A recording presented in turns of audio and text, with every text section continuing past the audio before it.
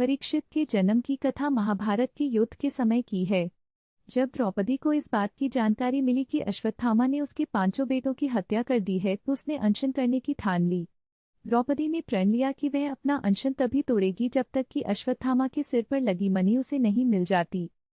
जब अर्जुन को इसकी जानकारी मिली तो वे अश्वत्थामा से युद्ध करने निकल गए।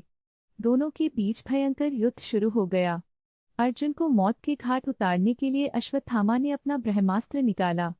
यह देख अर्जुन ने भी अपना बचाव करने के लिए ब्रह्मास्त्र का प्रयोग किया। तभी वहां नारद व ऋषि व्यास पहुंचे और उन्होंने ब्रह्मास्त्र का इस्तेमाल करने से मना किया। इसके बाद अर्जुन ने अपना ब्रह्मास्त्र वापस कर लिया, लेकिन अश्वत्थामा ने ऐसा नहीं किया।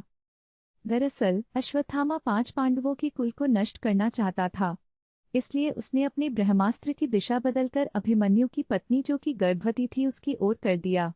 इस पर भगवान कृष्ण ने कहा, अभिमन्यु की पत्नी उत्तरा को परीक्षित नामक बेटे के जन्म का वरदान मिला है, इसलिए वह जरूर जन्म लेगा। अगर वह मरा हुआ भी पैदा हुआ तो मैं खुद उसे जीवनदान दूंगा और वह बड़ा होकर एक महान सम्राट बनेगा, जबकि तुम 3000 वर्ष तक इस पाप को ढोते रहोगे।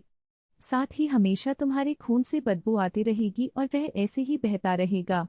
यही नहीं, तुम हर प्रकार की बीमारियों से घिरे रहोगे। इसके बाद अर्जुन ने अश्वत्थामा को रस्सी में बांधा और द्रौपदी के पास ले आया। अश्वत्थामा की हालत देखकर द्रौपदी को दया आ गई और उसने अर्जुन से उसे छोड़ने की अपील की, मगर भगवान कृष्ण ने ऐसा नहीं होने दिया और उन्होंने अर्जुन को आदेश दिया कि उसके सिर से मणि निकाल ले और द्रौपदी को दे दे। इधर ब्रह्मास्त्र के गर्भ में जाते ही उत्तरा को तेज दर्द होने लगा। यह देख भगवान कृष्ण ने अपना छोटा रूप धारण किया और उत्तरा के गर्भ में दाखिल हो गए। कृष्ण का छोटा रूप एक अंगूठे के बराबर ही था। वे शंख, चक्र, गदा और पद्म सब कुछ धारण किए हुए थे। उत्तरा के गर्भ में अश्वत्थामा द्वारा छोड़े गए ब्रह्मास्त्र की आग को शांत कर रहे थे। वहीं गर्भ में पल रहा बालक उन्हें देखकर हैरान था कि मेरी माँ के गर्भ में ये कौन घुस गया है। कुछ समय बाद उत्तरा ने अपने बच्चे को जन्म दिया, लेकिन वह मृत पैदा हुआ। यह देख वह रोने लगी।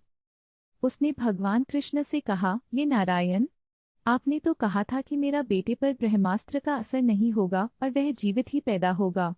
वह सालों तक अमर होकर राज करेगा, लेकिन यह तो मरा पड़ा है। इसे जीवित करने की कृपा करो प्रभु। उत्तरा की बात सुनकर भगवान कृष्ण तुरंत प्रसूति गृह में प्रवेश किया और कहा, हे पुत्री, तुम दुखी न हो, तुम्हारा बेटा जरूर जीवित होगा। मैंने खुद इसके जीवन की रक्षा की है। इसके बाद कृष्ण भगवान ने मृत बालक पर अमृतमयी नजरें डाली और कहा, अगर मैंने जीवन में कभी झूठ का साथ नहीं दिया है और हमेशा ब्रह्मचर्य के नियमों का पालन किया है, कभी किसी लड़ाई में अपनी पीठ नहीं दिखाई है, न ही कभी अधर्म का साथ दिया है, को अभी इसी समय अभिमन्यु का यह पुत्र जो मरा पड़ा है वह जीवित हो जाए।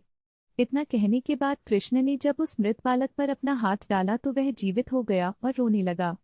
इसके बाद भगवान कृष्ण ने ब्रह्मास्त्र को वापस ब्रह्मलोक भेज दिया। यह चमत्कार देख सभी स्त्रियां आश्चर्यचकित हो गई। इसके बाद भगवान कृष्ण ने अभिमन्यु के पुत्र का नाम परीक्षित रखा। इसके पीछे का कारण था कि वह बालक कुरुकुल के नाश होने पर जन्मा था। वहीं जब युधिष्ठिर वापस आए और उन्हें बालक के जन्म के बारे में पता चला तो वे भी खुशी से झूम उठे। इस खुशी में उन्होंने हाथी, घोड़े, अन्न, गाय आदि दान दिए। इसके बाद उन्होंने ज्योतिष को बुलाया और बच्चे के भविष्य की जानकारी ली। इस पर ज्योतिषी ने कहा, यह बालक प्रभु श्री कृष्ण चंद्र का भक्त कहलाएगा। यह एक धर्मी, यशस्वी, पराक्रमी व दानी होगा। ज्योतिष ने आगे बताया कि जीवन में एक ऋषि का शाप पाकर गंगा के तट पर यह श्री शुकदेव से आत्मज्ञान की प्राप्ति करेगा।